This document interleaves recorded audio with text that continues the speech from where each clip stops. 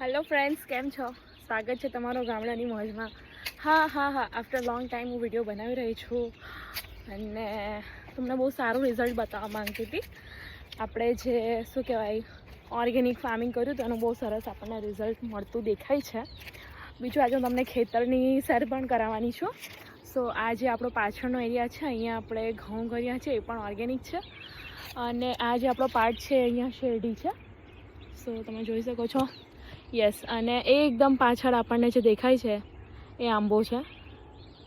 Yes, આ જ આંબો છે. આપણી પાસે એક જ આંબો છે અત્યારે તો, એ પણ રાજાપુરી કેરીનો. આપણે જે વાવેતર કરેલું આ એનો સીન છે. યસ, હેલો ફ્રેન્ડ્સ, આજે પહેલો ચાન્સ છે આપણે કાકડીનો કરેલો હતો. સો તમે જોઈ શકો છો કેટલી સરસ મજાના એના ફૂલ આવી ગયા છે અને વેલા પણ એના પથરાવાના સ્ટાર્ટ થઈ ગયા છે. ગોડ, મસ્ત મોટી કાકડી થઈ છે. આપણે એક જ તો કાકડી તો તોડીને ખાઈશું જ. તો ફ્રેન્ડ્સ, અહીંયા એક કાકડી છે, એને તોડીને ખાઈશું. ઓર્ગેનિક છે, કોઈ ગમે તેવી દવા નાખી નથી, તો એમ જ વોશ કર્યા વગર ખાઈશું. હા, શું મીઠાશ છે. કોઈ જીરું મીઠું નાખવાની જરૂર નથી, આમ જ ખાઓ.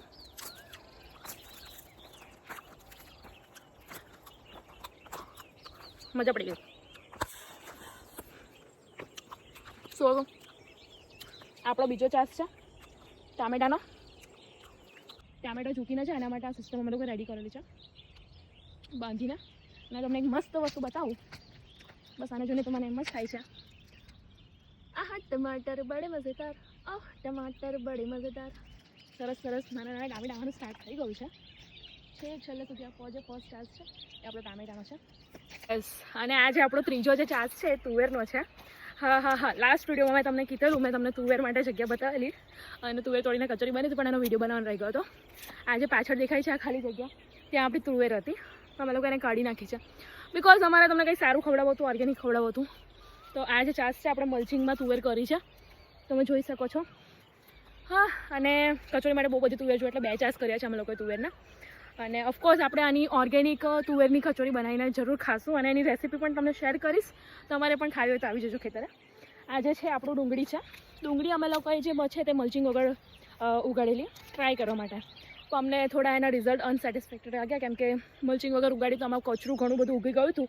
આજે તમને ડુંગળીમાં આટલી સફાઈ દેખાય છે એ બધી જાતે મેં અને મારા હસબન્ડે સાફ સફાઈ કરી છે, બધું નિંદામણ કાઢ્યું છે, ત્યારે આટલું નીટ એન્ડ ક્લીન લાગે છે.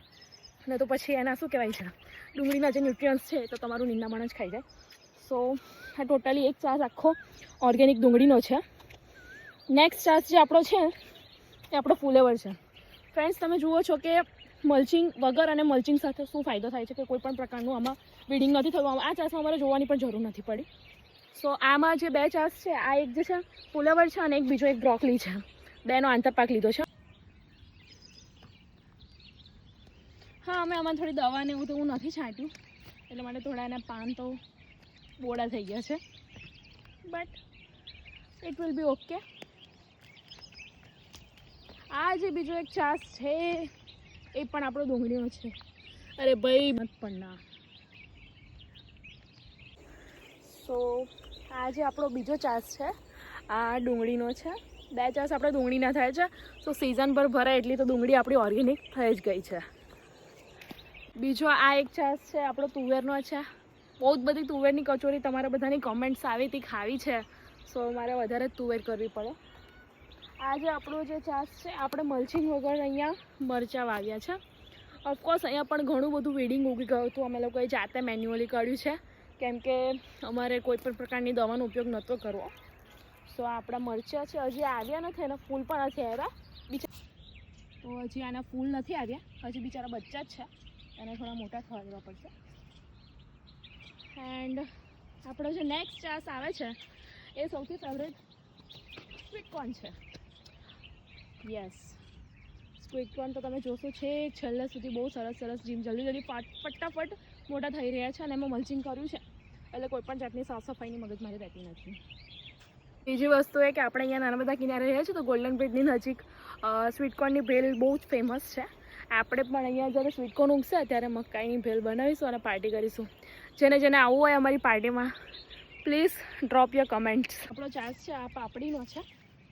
સો પાપડી થોડી થોડી મોટી થઈ રહી છે. મને પાપડીમાં બહુ ઇન્ટરેસ્ટ નથી, મને બહુ ભાવતી નથી. એટલે મિત્રો આપણે 3 ચાસ જે છે એ મકાઈના કર્યા છે. ઓકે, સો એક વસ્તુ બતાવું તમને. આ જે આપણો ચાસ છે, આ જે આપણે મલ્ચિંગ સાથે કર્યું છે, તો આમાં તમે જોઈ શકો છો કોઈ પણ પ્રકારનું કચરું નથી દેખાતું. અને આ જે આપણો ચાસ છે બિલકુલ મલ્ચિંગ વગરનો છે, તો આટલું બધું કચરું ઉગી જાય છે. અને આ બિચારા કેટલા નાના નાના છે, અને એની કમ્પેરિઝનમાં આ જુઓ. So power of mulching, yes you can say. આ ચાસમાં પણ અમે લોકોએ એ જ કરેલું છે, મકાઈ કરેલું છે. આમાં બી કચરું ઉગી ગયું છે, સાફ કરવાનું. હજી થોડો ટાઈમ અમારી પાસે એટલો બધો હતો નહીં, અમે નથી કર્યું, બટ કરી દઈશું આજે. જે બીજો ચાસ આપણો આવી રહ્યો છે મલ્ચિંગ વગરનો છે, એટલે થોડી મજા નથી આવી. બટ લસણ છે, એટલું લસણ તો થઈ જ જશે કે અમારા ઘરે થઈ જશે. આમાં પણ અમે લોકો ઉગ્યું છે એક્સપેક્ટેશન કરતાં. અને જ્યાં અમે લોકોએ સાફ સફાઈ નથી કરી એ જગ્યાનું બતાવું તમને, જોવાનું પણ નહીં ગમે. એમાં તમને ખબર નહીં પડે કે આમાં લસણ કયું છે, તો હું તમને બતાવું. તો જોઈ શકો છો આ એટલું બધું કચરું છે, આમાંથી લસણ કયું ને કચરું કયું એ જ ખબર નથી પડતી. આ તો તમે ખાલી રાખ્યો છે. આ છે આપણા રીંગણ. સો ફૂલ આવવાના સ્ટાર્ટ થઈ ગયા છે ને. યસ, 2 ચાસ અમે લોકો રીંગણ કર્યા છે અને ટ્રાય કરીશું અમે ટોટલ એને ઓર્ગેનિક વગેરે બનાવીએ. આમાં બી જાતે સાફ સફાઈ કરી છે. જ્યાં સાફ સફાઈ નથી કરી ત્યાં તમે જોઈ શકો છો કેટલું બધું કચરું ઉગ્યું છે. અને આ જે ગ્રીન નેટ બાંધી હતી એનાથી સારો એવો ફાયદો થયો છે ડુક્કરના ત્રાસથી. મિત્રો હવે તમને હું ઘઉં તરફ લઈ જઈશ. જે આપણા ઘઉં છે એ બહુ સરસ ઉગી રહ્યા છે. એક વાત જરૂર કહીશ, જાતે મહેનત કરી હોય અને શું કહેવાય, એના જ્યારે ફ્રૂટ આવે ને ત્યારે એને ખાવાની કંઈ મજા જ ઓર હોય છે. અને એની સૌથી પહેલાં તો એને જોઈને જ આનંદ લેવાનો હોય છે. સો હું તમને ઘઉં તરફ લઈ જઈશ. મસ્ત મજાના લગભગ 2-3 મહિનામાં રેડી થઈ જશે. ઘઉંના ખેતર જે હોય છે એકદમ શું કહેવાય, પૂરા એકદમ ડ્રાય થઈ જાય અને ઘઉં રેડી થઈ જાય ત્યારે એને જોવાની કંઈ મજા જ અલગ હોય છે. વાહ વાહ વાહ વાહ.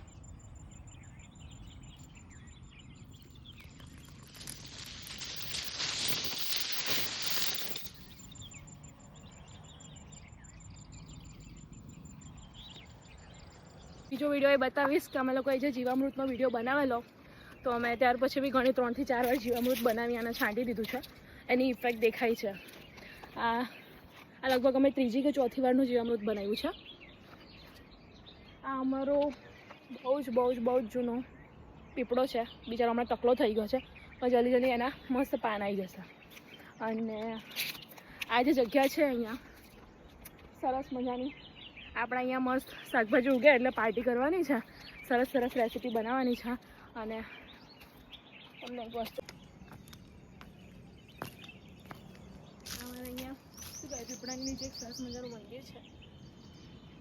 મારા દાદી રોજ અહીંયા પીવો કરવા આવે છે. ને આપણા ખેતરનો વ્યૂ છે.